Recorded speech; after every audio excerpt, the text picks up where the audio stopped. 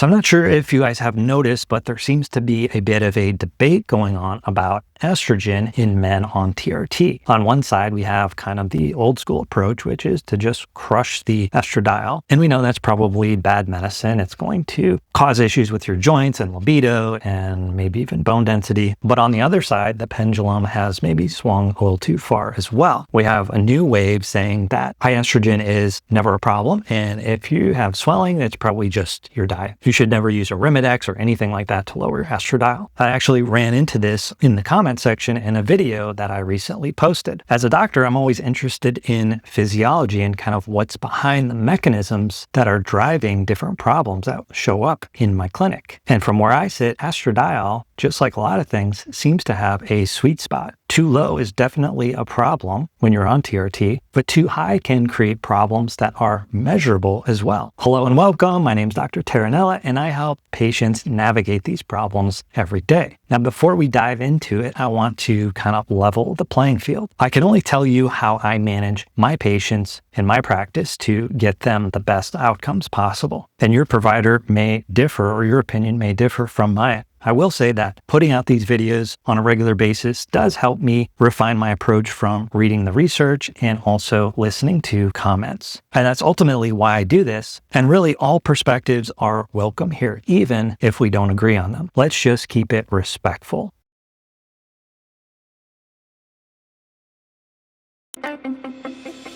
So if you're on testosterone and trying to pinpoint why you're having certain symptoms or problems, a common thing that you'll see or a comment that'll come up is that estrogen doesn't cause water retention, that it's simply from salt in your diet or poor diet. And while diet can contribute to fluid retention through excess sodium, because anytime you have salt in your body, the water is going to follow that salt. And so yes, diet is a part of fluid retention, whether you're on TRT or not, but so is estrogen. Now, testosterone itself can also increase sodium retention, but estradiol certainly adds fuel to the fire through specific mechanisms. And these mechanisms have little to nothing to do with actual salt in your food. And so for this problem, we want to look at the mechanisms occurring in the brain and also in your kidneys. Managing and understanding these delicate balance things with TRT and estrogen, etc., requires knowing exactly what your numbers are and what to do in different scenarios, including how to understand your estradiol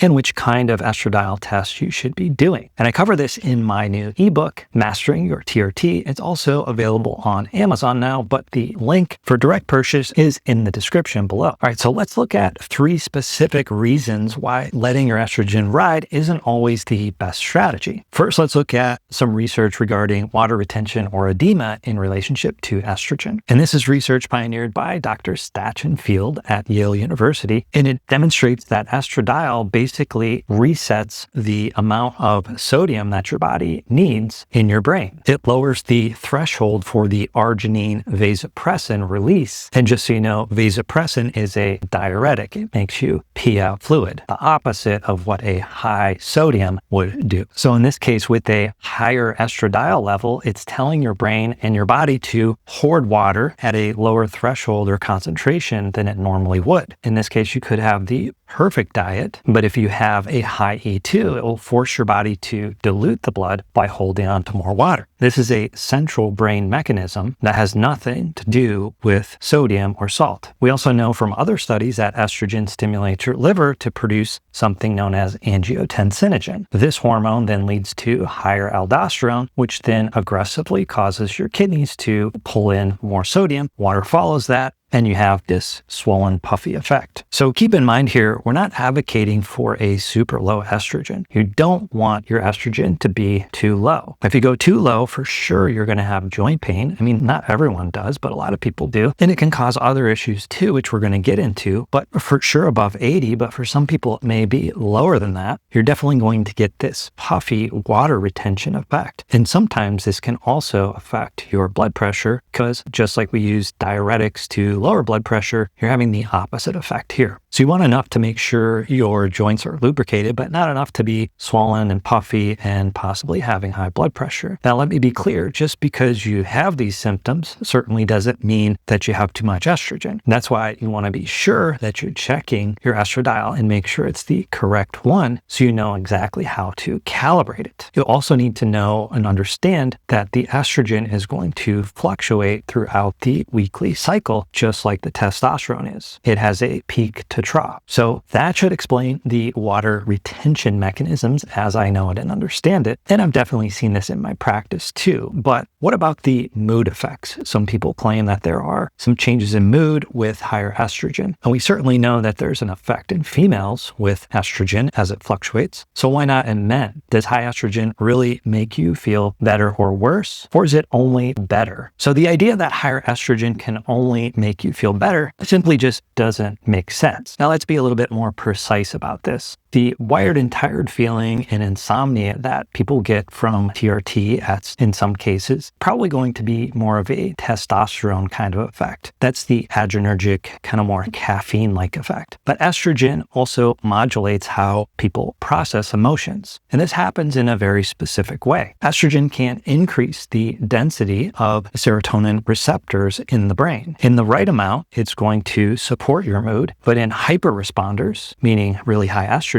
when it's nearing maybe 80 and certainly at 100 picograms per ml, you're going to shift more towards emotional lability. We can think of this in the same way that females are used to having very high estrogen, but when their estrogen gets really high and they don't have enough progesterone to offset that, they're going to start getting more of these PMS symptoms and the emotions are going to fluctuate a lot more. Now, not all women are susceptible to this, just like not all men are susceptible to this. The biggest thing we don't understand about a lot of these things is the receptor density and the receptor sensitivity to these different molecules. And so that happens in the reverse too. We don't want to overly suppress someone's estrogen. We want to be careful about evaluating how the person's doing, correlate that with the labs, and come up with some game plans. Typically, what I see when someone has a higher estrogen level is it's not necessarily a panic type of symptom. It's maybe becoming a little bit more overly sentimental, crying at commercials, push towards more emotions coming to the surface, maybe feeling overwhelmed a little bit quicker or easier. Hot flashes is also a very common symptom with high estrogen. Breast tenderness, nipple sensitivity, also a very common symptom. And just like in females, when we're putting them on hormone replacement therapy, the initiation of those symptoms may start to modulate down once you're on the therapy long enough, say 1 month, 2 months. So if you're having those early on, we're not necessarily going to rush to adjust the dose. Your body is going to kind of find an equilibrium. On the other hand, if you're feeling great, but you're suddenly feeling much more emotional, you definitely want to take a look at high estrogen being the cause. And so the last thing we want to look at is the actual ruler that you're using, which I alluded to earlier. This is very, very important. Many older studies and some newer studies as well, and even standard labs that most people are doing, use a technology called immunoassay testing. And this test is prone to a lot of cross-reactivity with other proteins and hormones that are actually not estradiol, which leads to lab errors. Now, most of the time, it's going to overinflate the marker. And so if we're looking at research and the study says men felt fine at 50 picograms per ml, but they used the standard immunoassay testing, the actual level can be much lower than this, sometimes more than 20% lower. It may be 40 or even 30. Why does this matter? Well, if you're using this more accurate estradiol test, the mass spec liquid chromatography, and you're sitting at 80 or maybe even 60, compared to these studies, you're truly in a super physiological territory. And the reverse is true too. If you're at 50 or 60, you may actually be quite a bit lower. So we have to account for this margin of error, and it's best to use this mass spec liquid chromatography estradiol to get it right. So if you're feeling like you're retaining fluid or you have actual evidence of it, maybe you're also more emotional, maybe you have hot flashes, nipple sensitivity, and your estradiol level is